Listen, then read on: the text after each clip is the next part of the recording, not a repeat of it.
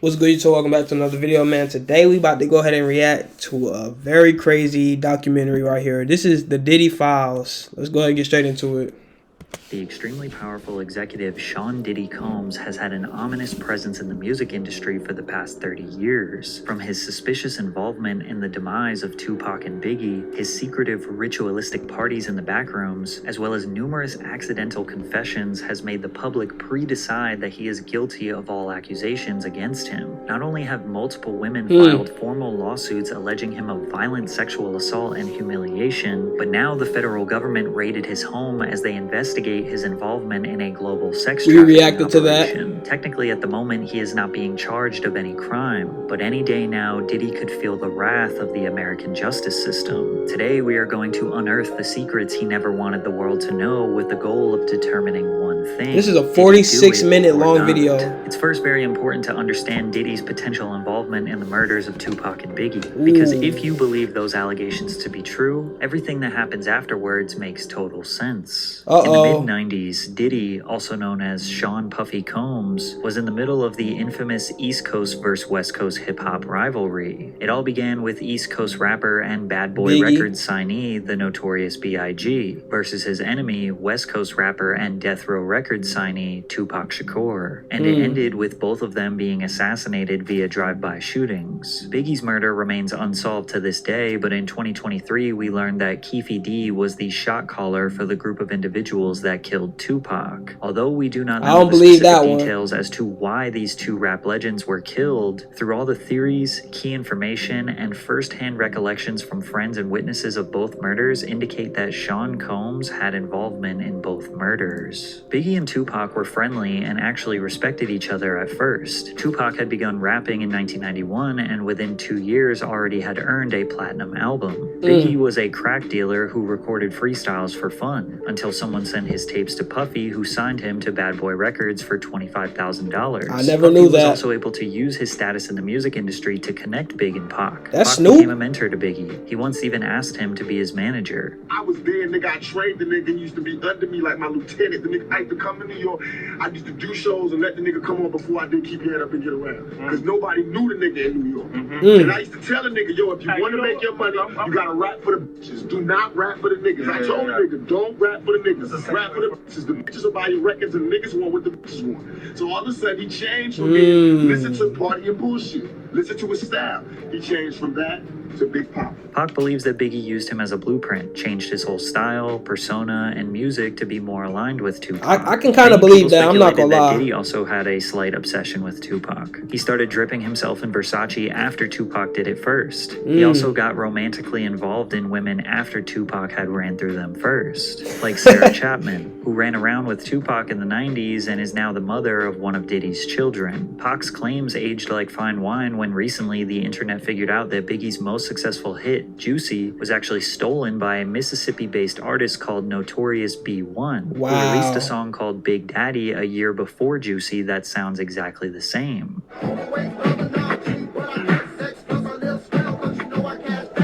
Is it a coincidence that Notorious B.I.G. and Notorious B.I.G. are very similar, and this song is called Big Daddy, and Biggie started going by Big Papa? But many people believe this was the mastermind of Diddy, as he was a music industry expert who knew how to scout talent and assess a hit song. He looks weird though, I could say that. They believe Puffy instructed his artist to steal from Notorious B.I.G., and Biggie trusted his boss and mentor. Pac and Big's rivalry began as a music-based competition. Who had more music sales, who had the better fashion, media representation, and cultural influence. But due to gangster rap creeping into the mainstream and the two being surrounded by legitimate gangsters, tensions escalated to life-threatening conflict. In November 1994, Tupac was on his way to record some music at Quad Studios in New York City. Coincidentally, Biggie was there recording with Junior Mafia, which was a group of 4 friends that Big knew since their childhood. Puffy was there too, since Big was his artist, and anything that Big writes or records is technically owned by the Bad Boy label. Allegedly, a man by the name of Jimmy Henchman, who is now serving life in prison, was planning a robbery on Tupac since Pac owed him some money. Many speculate that Jimmy told Puffy what was about to happen, but Puffy did not try to stop it. When Pac was outside the studio, he looked up and realized rapper Lil Cease, who is best friends with Biggie, was yelling at him from above.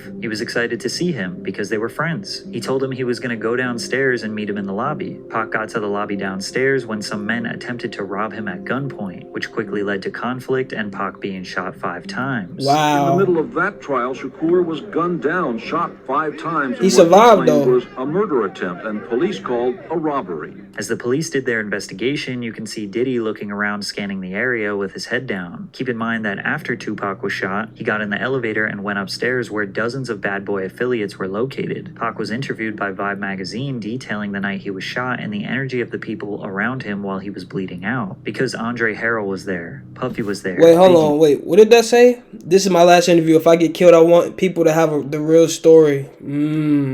People around him while he was bleeding out. Because Andre Harrell was there, Puffy was there, Biggie. Nobody approached me. I noticed that nobody would look at me. What the? Bro, that's T. I'm not gonna lie.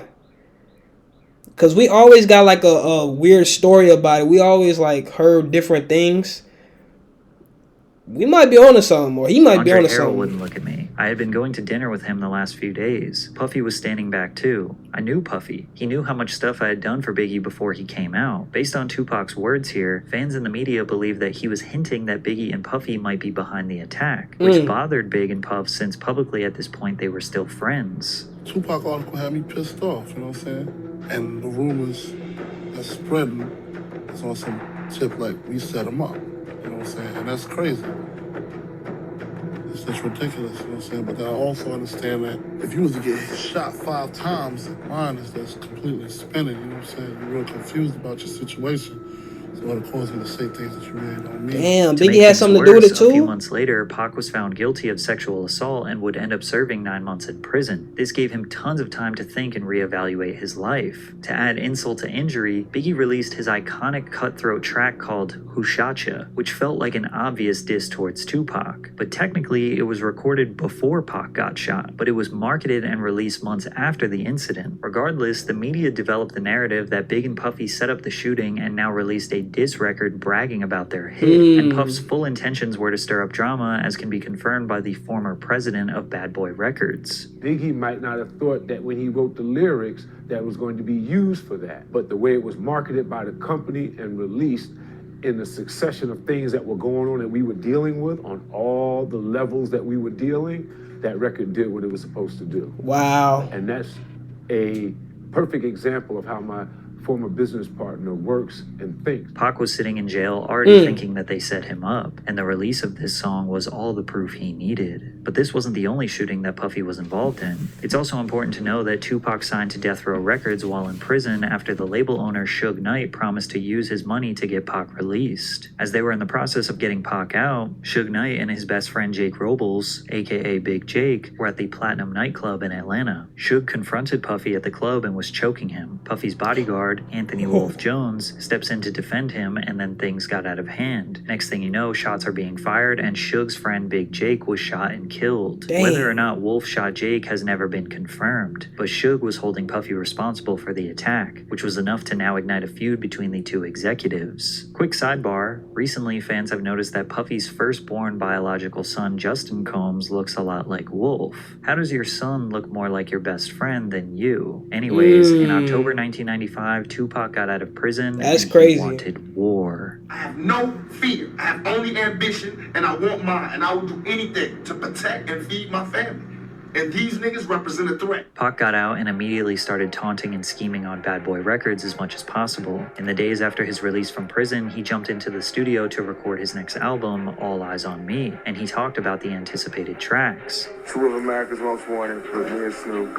That's gonna be our thing, right? Shorty wanna be a thug. That's gonna be a big one. And wonder why they call you Biggs with Faith. That's gonna be a big one. He mentions Oh. Faith, aka Faith Evans, who was married to Biggie for over a year at this point. Imagine your wife jumps in the studio with your biggest enemy 1 week Whoa. after he gets out of jail. Pac was also seen with Faith Evans at Whitney Houston's album release party. The rumor is that Biggie cheated on Faith and that she was trying to get back at him by cheating with Pac. Pac also allegedly started messing around with Mary J. Blige, who was a close friend and business partner with Puffy. I never Then knew Death Row that. Records held a Christmas party in 1995 where a close friend of Puffy, Mark Anthony Bell, was mercilessly beaten and forced to drink urine after refusing to give Suge. Oh, Suge Knight confirms him and Pac forced P. Diddy, the best friend, to drink 20 shots of urine. Oh my goodness. Puffy's mother's address. Tupac and Death Row did not let off the gas. At the 1996 Soul Train Awards, Biggie won the award for Song of the Year, and Tupac won Best Rap Album of the Year. After Big got his award, he took some pictures backstage and then exited the venue because he had to go to the airport to catch a flight. And that's when Pac and Suge pulled up in a Hummer, taunting them.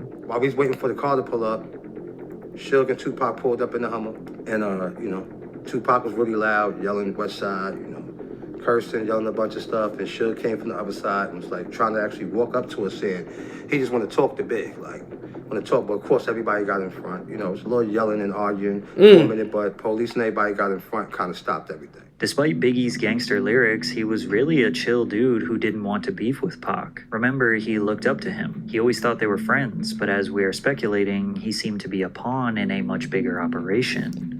See, this is real beef, bro. You could tell, like, this shit that be happening nowadays, this fake beef that be going on with these other rappers, this ain't what really be happening nowadays. This was actual real beef, bro. You sent somebody to shoot him that first time. Is that true or false? Why? No, it's false. Why would I do that? Do you think he was just hyping a record, or do you have no idea? I don't know what was the problem. I wasn't inside his head at the time. I don't really know what's the reason for the At Extreme Experience. Man, this is crazy, bro. I'm learning a whole bunch, yo. This is wild. I ain't gonna lie. Tupac was a man on fire. A man who he believes was wrongfully convicted of a crime he didn't commit, was constantly being slandered by the media, and now feels was being disrespected by his biggest enemies, on top of being surrounded by real gangsters. He released a music video alongside Snoop Dogg called Two of America's Most Wanted, which featured a skit mocking Biggie and Puff. Pop, please don't kill me.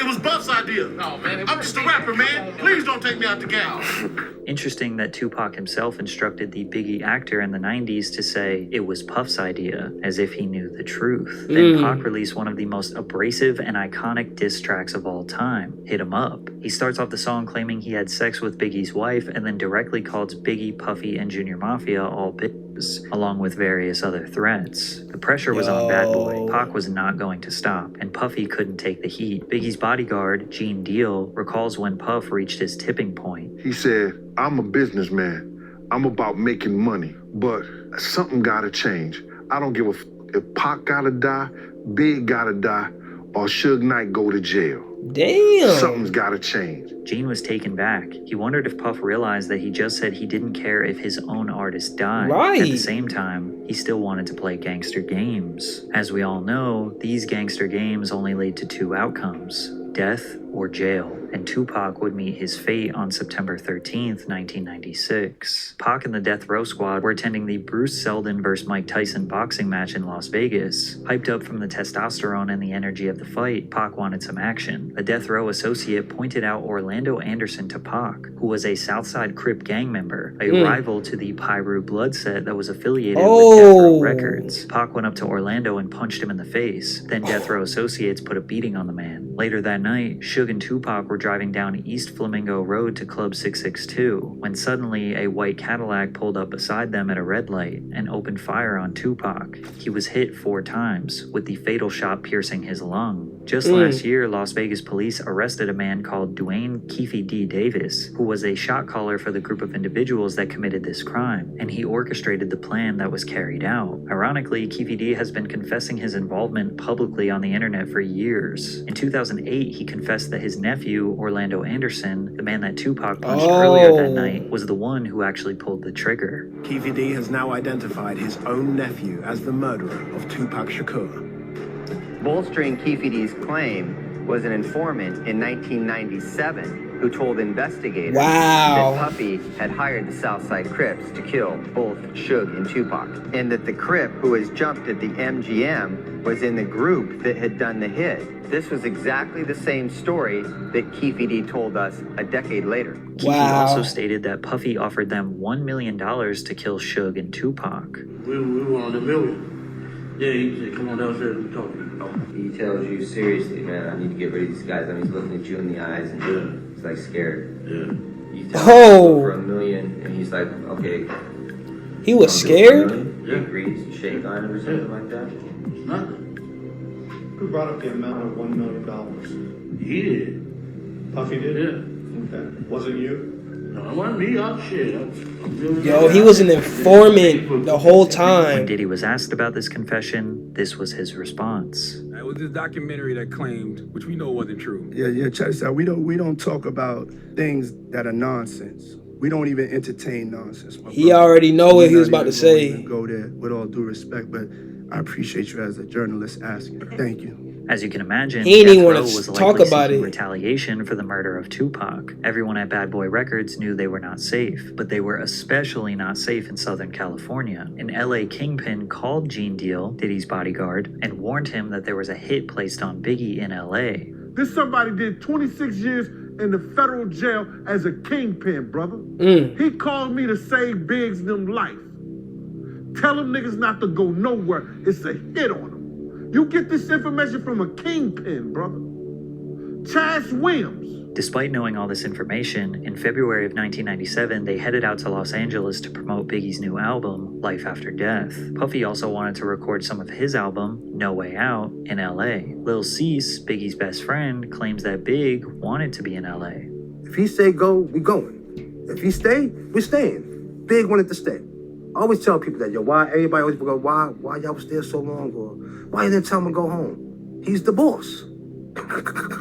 We're here because of him. That's crazy. And if he feel like it's no threat that he wants to be here, it's our job to stand down with him. Biggie was not taunting the West Coast. He genuinely loved being in LA. He received a lot of love from fans, promoters, radio DJs, despite being surrounded by his enemies. Instead of claiming to be the victor of his beef with Tupac, Biggie wanted to use his life to inspire change and squash the East Coast versus West Coast beef. The truth is, over the years, Puffy and Biggie had made so many enemies that they didn't really know who was after them, but they overstayed their welcome in the City of Angels, and Big's demise came on March 9th, 1997. After presenting an award at the 1997 Soul Train Awards, the Bad Boy crew attended the after party hosted by Vibe magazine at the Peterson Automotive Museum. Biggie left the party riding in the front passenger seat of a Chevrolet Suburban SUV with Puffy and other entourage members driving directly in front of them. As they stopped at the first red light, a dark-colored Chevrolet Impala pulled up alongside Biggie's SUV. An unknown assailant inside the Impala rolled down the window and fired multiple shots at Biggie's vehicle. Biggie was hit numerous times by gunfire, sustaining 4 gunshot wounds. They went out the same way. Struck him in the chest, causing severe internal injuries. He was immediately rushed to the Cedars-Sinai Medical Center, but pronounced dead at the hospital that night. So what happened? Well, Puffy's business partner said that they had used up all their budget on security, so they couldn't hire extra security for this evening. Keefe, a man that's one of the richest people in the world, they ran out of their budget? That don't sound right, I'm gonna be honest. D was also at this party and offered protection. Puff told him to stand down. Puff decided to ride in the separate car located in front of Biggie's. Then he gave his security guard, Gene Deal, very strange instructions rather than maximizing Big's protection. I tried to ride on the side of the car. Puff said, yo, Gene, what you doing? I said, I'm riding on the side of the car. I have my gun out. So he says to me, Gene, if you don't get in this car, you ain't gonna never work for Bad Boy ever again. Wow. I said, man, how the f you gonna try to tell me how to do my job? He said, Gene, we don't need that look. We don't need that look. Get in the car. As I go to get in the car, this motherfucker reached down and let his seat all the way back. So now I gotta put my legs sideways. I'm like, yo, what the fuck is you doing? I said, you ready? He said, you ready? I said, Kenny, run the next 3 lights. Kenny said, for what? I said, motherfucker, run the next 3 lights, Kenny, or I'm gonna drive. Kenny just took off. Puppies. Dog, what? I mean, we kind of already knew that it was a hit the whole time, but this shit is crazy. The first car ran the red lights, but the car behind them did not follow. They decided to stop at the red light. Lil Cease had his head hanging out the window trying to holler at some girls. Then out of nowhere, the shooting took place. According to an FBI agent, Phil Carson, who worked on the case for several years, Suge Knight hired Amir Muhammad to carry out the execution. However, the agent says that the original target was not Biggie. They were targeting Sean Puffy Combs. Wow. Gene also believes this story is the truth. I believe it was meant for Puff. The people that tried to kill Puff that night, for whatever reason, because we had some beef with some Muslim cats in Soul Train too. For whatever reason, the people that's trying to kill Puff, Big became a casualty of Puff shit. When they rushed Big to the hospital, Lil Cease, who literally looked the shooter right in his face, gave a description to Gene. This is what he said. Little Cease at the hospital, he said a Muslim shot Big. And I said to Paul, with the blue suit, white shirt, blue bow tie, he said, Gene, how you know?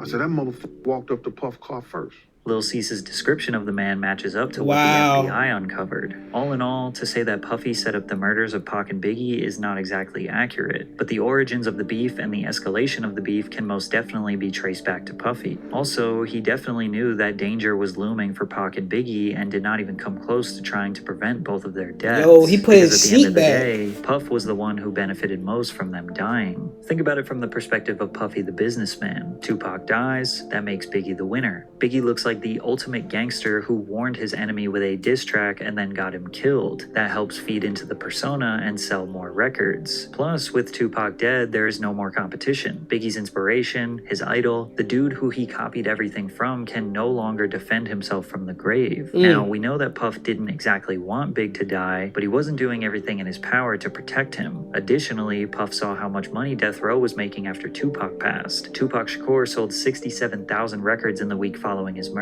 2 months after he died, they released The Don Killuminati, The 7-Day Theory, which Shakur recorded under the name Machiavelli. It debuted at #1 on the Billboard Hot 200 with first week sales of 664,000 and 250,000 the second week. That's to a this lot, day, boy. Tupac has sold 75 million records, most of which came posthumously. Puffy owned all of Big's publishing. He allegedly purchased it from him for $200,000 years before he passed, which meant that everything he recorded or wrote for himself or other artists, Puff owned all of Biggie's percentage. That means he's Aside still from the making tens money off of millions Big, dollars bro. in albums Big sold posthumously, he was also a prolific songwriter. He wrote all of Junior Mafia's album. He wrote for Lil' Kim. He wrote for Mace, Craig Mack. Also consider every single time he's been sampled over the years. Diddy has been making money off Biggie for more years than Biggie He's was been alive. There were even suspicions Facts. that Biggie was aware of how much control Puffy had over his music and tried to sign over all his new music to his infant daughter, but passed away before he could get the business deals done. Biggie's mother, Valletta Wallace, has repeatedly expressed her distrust of Diddy. The truth is, Christopher accepted the illusion of a friend and mentor for about $25,000. That's the amount Puffy lured my son with. That was a lot of money for Christopher back then as a 19-year-old. She continued by saying that she was glad her son does not have to witness that the very people that he thought he could ride and die with wouldn't think twice about using his mother. She added,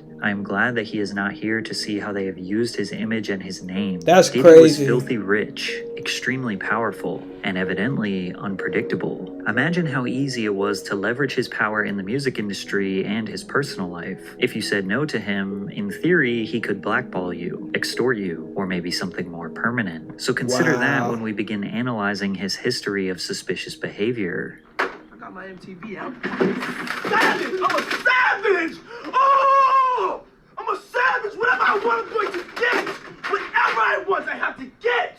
Let's start with the this is mysterious crazy. Puffy's Flavor Camp, where Diddy would mentor teenage musicians like Usher and give them a taste of the music industry. R&B sensation Usher was nothing short of a child prodigy. By age 13, he had already been discovered in Atlanta by L.A. Reid, and they sent him to New York City to record his debut album with Diddy. In 1994, Usher was just 14 years old, and he moved into Diddy's house to be a part of his Flavor Camp. I mean, but hey, it was curious. I got a chance to see some things. Yeah, but you were 13. What were you I saying? went there to see the lifestyle. 13 is And I saw crazy. it, and it was, but I don't know if I could indulge and understand what I was even looking at. It was pretty wild. So nobody tried to, some woman didn't come along. I ain't say that. Okay. I didn't say that. What I did say is that there were very curious things taking place, and I didn't necessarily understand it.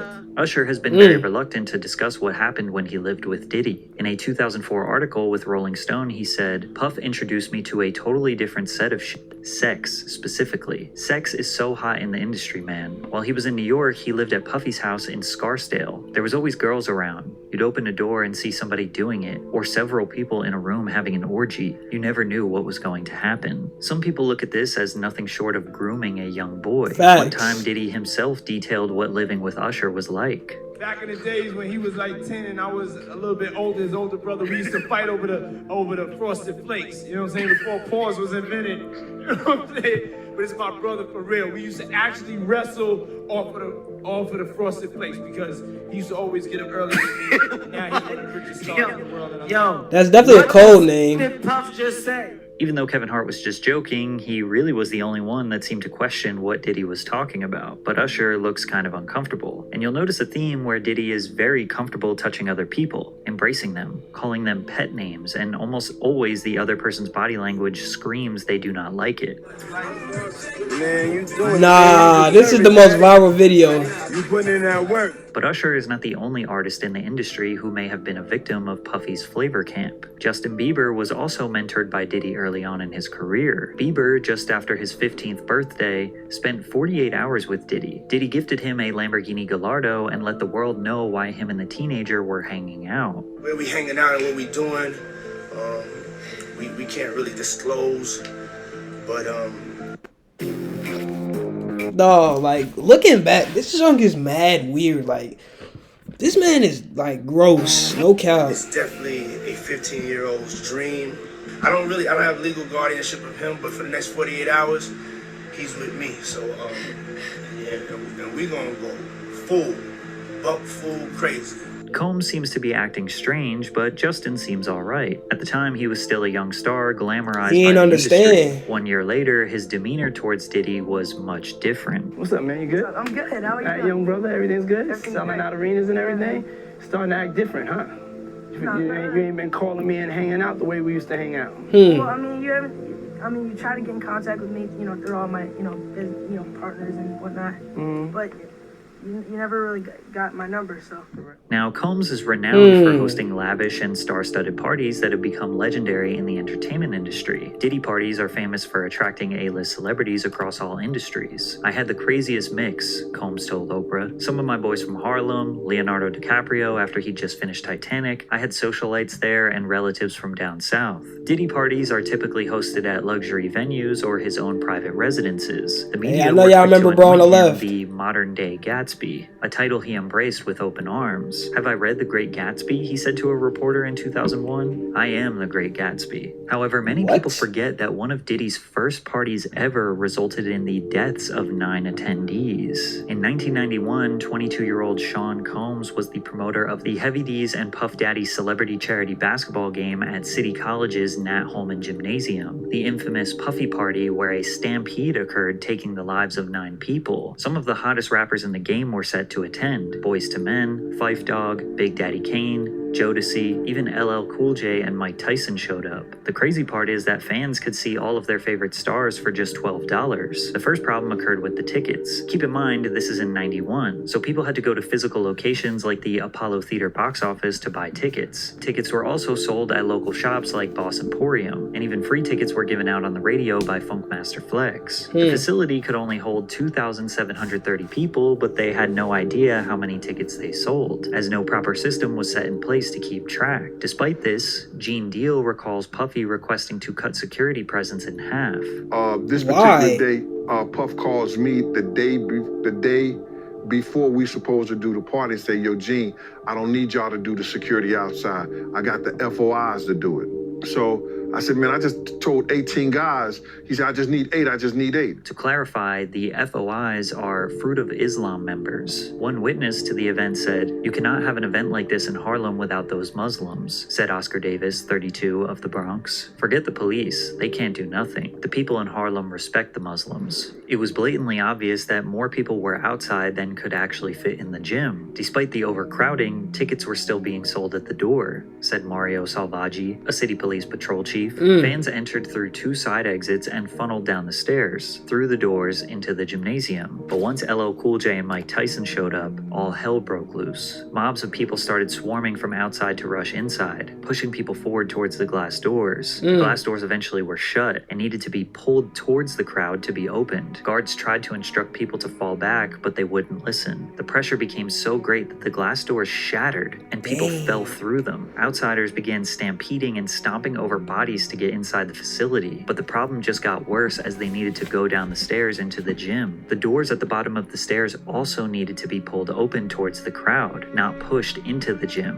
So hundreds of people were squeezed up against these doors in this tiny stairwell with no way to escape. Also notice that these doors don't have any windows. So inside of the gym, people were having a great time. From the outside, you can hear them partying, playing music, and rappers shouting over the microphone. They didn't even know that just on the other side of those doors were people fighting for their lives. That's Eventually, crazy. they got the doors open. As much as 6 people were stacked on top of each other and began spilling onto the gym floor, finally relieving the pressure. People began trying to perform CPR on the ground. Someone announced over the microphone that 3 people died right there. This caused chaos, and the people inside the gym began trying to leave, stampeding back through the exact same stairwell where people were trapped in the first place. Police identified 5 men and 3 women dead at the scene, and 29 people were injured. A 9th victim died in the hospital days later. All of them died from asphyxiation. 8 families of the deceased settled wrongful death lawsuits against Mr. Combs in early 1998. Mr. Combs ended up paying around $600,000 of a total $3 million or so. Now, clearly, this wasn't all Diddy's fault. Legally, the courts claimed the city 50% responsible and the promoters 50% responsible. Regardless, death and dark energy seemed to lure around Diddy since his earliest days. From there, he kind of stopped throwing parties for the public and started to keep them private. However, over the years, disturbing rumors have spread regarding what happens during Diddy's parties, ranging from group sex rituals to casting couches where newcomers would secure their future in various industries. The biggest rumor is that aspiring male talent would need to pleasure other powerful men to advance their careers. And apparently, it's an open secret in the music industry. Yeah, I've heard that why before. Shannon Sharp erupted in laughter when Cat Williams said, Because P. Diddy be wanting to party.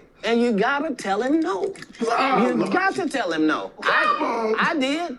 I did. Now, Diddy has 6 biological children with 3 different women. He has had multiple high-profile relationships with the likes of Jennifer Lopez, Naomi Campbell, and Cassie. But you'll notice that most of the party stories that circulate involve him being surrounded by men. Josh Ostrovsky, who goes by The Fat Jewish on social media, detailed his strange experience at a Diddy party. I'm on ecstasy and I'm trying to find the bathroom and I can't find the bathroom and I get lost. So I open a door and in that room there are a bunch of men laying about and, you know, kind of like very like kind of leaning on each other. Not like if you were spooning but facing each other and like leaning up on your elbow and talking. Like it would almost be the prelude to an orgy. Yes. Oh, absolutely. Okay. Oh my God. Oh my God. It was so prelude. Okay. To an orgy. What? Who is lounging in my direct eye line? Puff Daddy and Felix the House Cat, famed house music producer. Yeah, no, I know are who that is. basically spooning each other and they're drinking a glass of Hennessy and they're like sharing it. They're like passing it back and forth. And everyone's talking. And everyone's just like talking. Yeah. And then as soon as I see them, I'm like, all men though. There's not all one men, woman in this room. all men. And they're all 100% on ecstasy. Shortly after Josh and Diddy locked eyes, he was kicked out. Josh, who is a gay man, immediately felt like he was in a room full of other gay men. But there was no real accusation nor damning evidence here. It could have just been a group of guys chilling. So let's take a listen to rapper Exhibit recounting his experience partying with Diddy.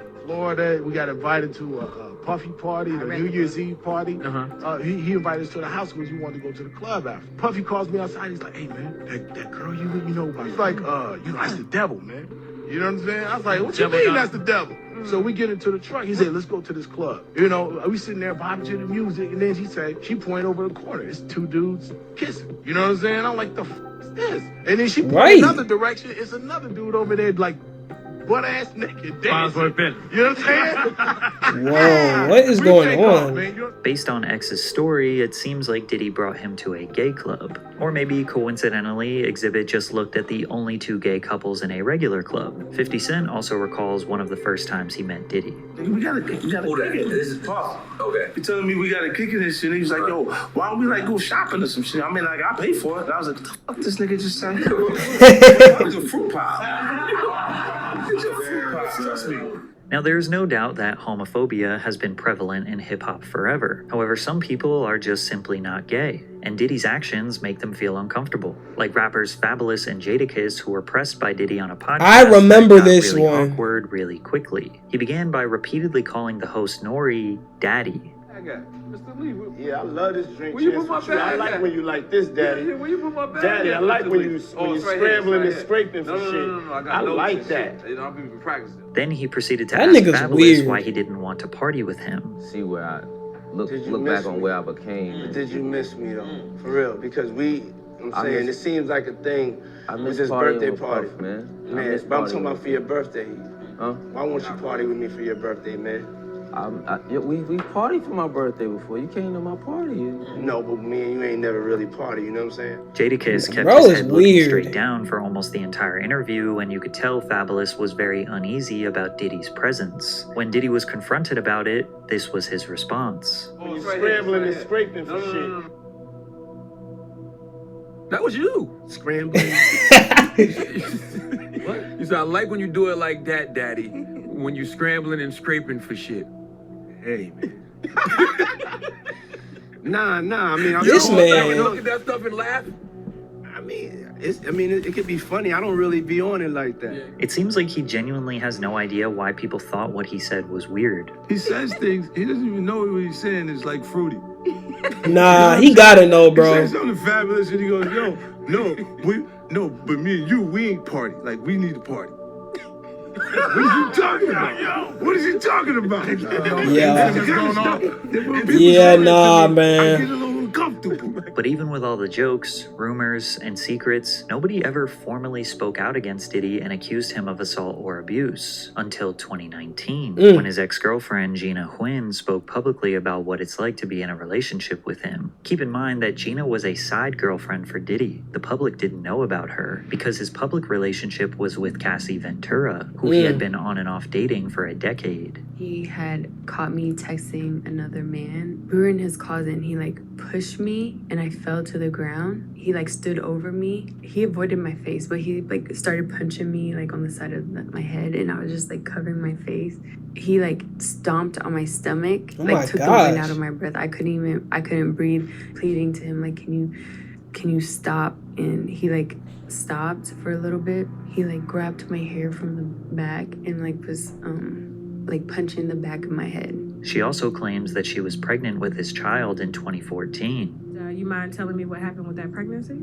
He was like, you're gonna get an abortion, right? I was like, I don't know yet. And then he offered me $50,000 to get rid of it, but Wow. I turned it down because I just loved him. Gina did not take the money, but she also did not have the child. 4 years later, she got pregnant again. Gina goes on to detail multiple other instances of emotional and physical abuse, but she never filed any formal charges. It wasn't all the way until November of 2023 that someone finally filed a formal lawsuit against Diddy. After that, the floodgates were opened, and Sean Combs' dark past crept out of the shadows. In the lawsuit, Cassie Ventura, his longtime girlfriend, accused Mr. Combs of repeated physical abuse over about a decade. As you can imagine, this lawsuit and these allegations went extremely viral. After all these years of shady rumors, weird behavior, and dark secrets, the entire world was prepared for Diddy's decline. Ventura and Combs met in 2005. How did he still not get arrested yet, though? 37. He heard a song she was marketing called Me and You. He then contacted Ryan Leslie, who wrote Cassie's first single, and paired Bad Boy Records with Leslie's Next Selection imprint for the release of Cassie's debut album. In August 2006, Cassie released her self-titled album under Bad Boy Records. The pair formed a close relationship through working together for several months as Cassie became the face of Diddy's fashion label, Sean John. In 2007, Diddy separated from his longtime partner, partner Kim Porter and started dating Cassie. Cassie alleged that Combs controlled nearly every aspect of her life, from her career to having access to her personal medical records. She claims he was frequently violent, physically abusing her multiple times a year, and that he often plied her with copious amounts of drugs, which made videos like this one seem awfully suspicious, where Cassie seems to be hiding from Diddy. What you gotta say now? What you gotta say now? You ain't got shit to say. When you put your girl on the snap, baby, yo, baby. I mean, shit getting weird. Come on, baby. It's hot outside. You fucking wrapped up in that blanket. Let's go jog on the beach.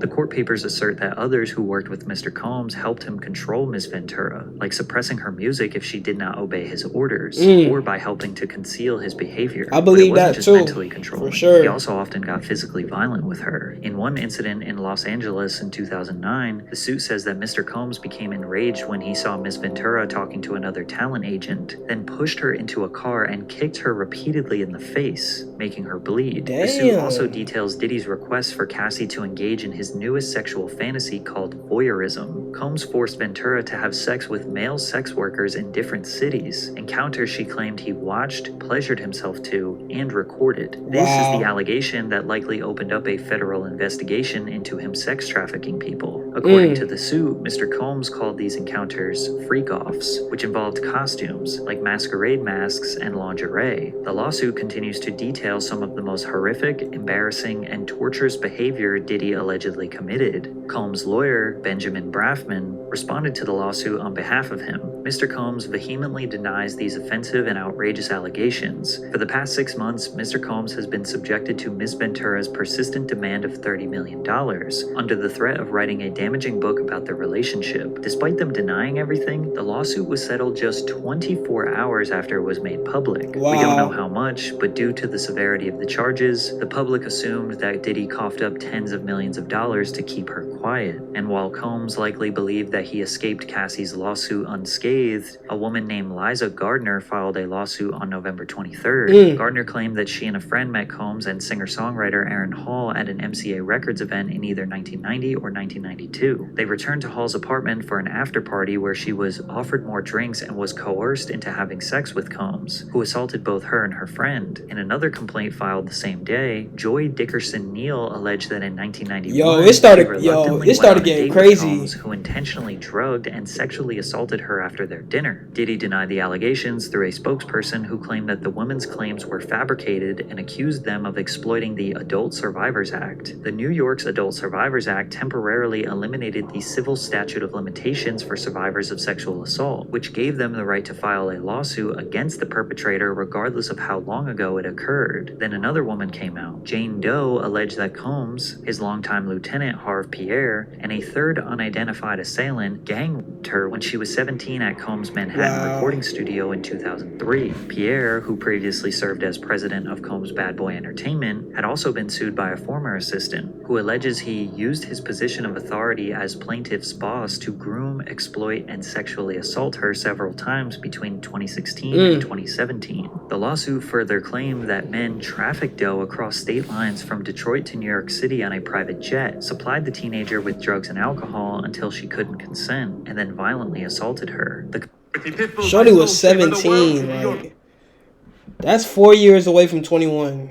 That's crazy, bro. Included several photos that Doe alleges were taken at the studio that night, including one where she is sitting on Combs' lap. Enough is enough, Diddy said on Instagram. For the last couple of weeks, I have sat silently and watched people try to assassinate my character, destroy my reputation and my legacy. I did not do any of the awful things being alleged. I will fight for my name, my family, and for the That's truth. what he's supposed But it wasn't to say. just women accusing him. In February of 2024, Combs' former producer and videographer, Rodney Lil Rod Jones, filed a federal lawsuit against Combs, alleging Combs sexually harassed, drugged, and threatened him. According to the lawsuit, Rodney Lil Rod Jones lived with Combs between September 2022 and November 2023, during which he worked on Diddy's most recent album, the Love Album, Off the Grid. As Combs' videographer, Jones allegedly secured hours of footage and audio recordings of Combs engaging in illegal activity. The activity, the suit alleges includes acquiring drugs, soliciting sex workers, providing laced drinks to minors, and sexual assault. That's Jones alleges that crazy. he was the victim Minors? of constant, unsolicited, and unauthorized groping and touching of his anus by Mr. Combs. Mr. Jones was forced by Mr. Combs to work in Mr. Combs' bathroom as Mr. Combs walked around naked and showered in a clear glass enclosure. In the lawsuit, Jones also alleges that Young Miami, who is Diddy's most recent girlfriend, was among those who were paid a monthly fee by Diddy to work as his sex workers. Jones believed Diddy was grooming him with the goal of passing him off to others. While on a yacht in January of 2023, Jones alleges he was introduced to Oscar-winning actor Cuba Gooding Jr., who proceeded to grope and fondle him until being forcibly pushed away. Jones claimed that Diddy, who had dominion and control over Gooding Jr., failed to step in. Also in Jones's lawsuit, an unnamed rapper is mentioned as having been on Diddy's yacht, where they were allegedly seen consorting with underage girls and sex workers. This rapper is described as a Philadelphia rapper who dated Nicki Minaj. Rapper Meek Mill is from Philadelphia and dated Nicki Minaj from 2014 to 2016. That same unnamed rapper, also an unnamed R&B singer, it's definitely Meek Mill. Stevie J allegedly engaged in sexual intercourse with Diddy. This allegation has people looking at that clip of Meek Mill in the pool with Diddy calling him daddy more suspiciously. Also, 50 Cent made some jokes about Diddy and Stevie J on Instagram, to which Stevie J responded with not denying the allegations, but challenging 50 Cent to a boxing match. However it go, I want you to fade, nigga. Fuck all that. Since it's entertainment, let me beat the shit out of you on TV or something. Don't duck that.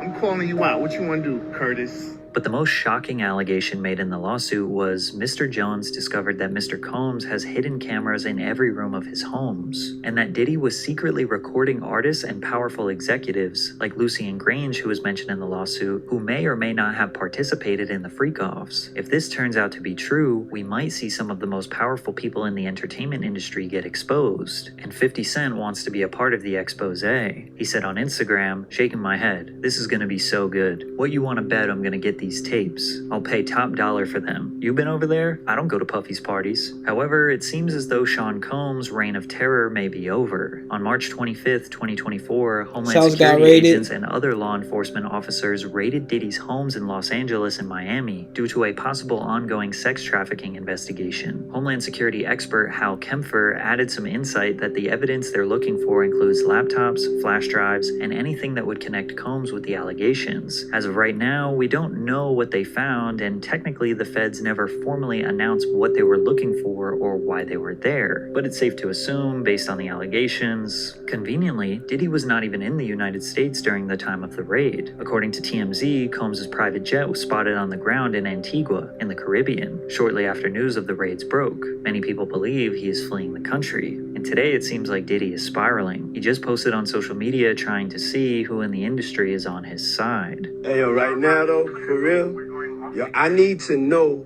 who with me. You know?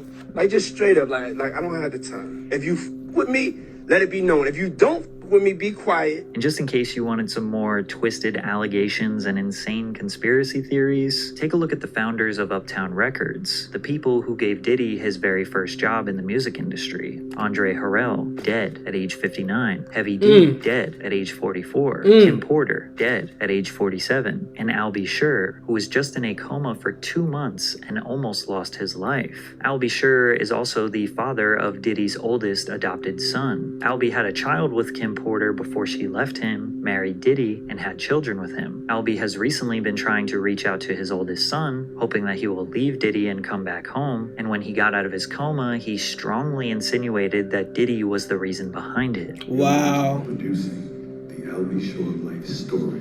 So hold on to your britches, and you'll really understand how I ended up in a coma. You're really gonna need to call Homeland Security. Now, why would Diddy want the people who got him into the music industry in the first place to all be dead? I don't know. Your guess is as good as mine. But it seems like almost everyone around Sean Combs for his whole career either dies, disappears from relevance, or speaks out against his devilish ways. Yet nothing bad ever seems to happen to him. He just seems to get more successful and rich. Is it a coincidence? Maybe. But for now, we will just have to see how this all plays out. Based on everything you have learned in this video, you probably think he is guilty. But as of right now, he is innocent until proven Diddy. Dude. The extreme... I mean, a lot of bro. That was a lot that was just unpacked. I'm not gonna lie. Like that was a lot. I'm not gonna lie. I honestly don't really know if he honestly gonna get in trouble though. Like I don't know if he gonna get in trouble because you know when you got money, it's hard to really prosecute somebody for real. That's crazy. I did not know a lot of that. Like real talk, real talk. But I mean, I guess we just gonna have to wait and see what ends up happening with this case. Man, that was a lot. We gonna have to wait and see for some updates. If I do find something, we gonna react to it. But that's the end of this video though. I hope y'all enjoy. We're gonna, like I said, we're gonna go ahead and react to some more when we can. But until then, it's your boy Caprice the Great, and I'm out though. No cap.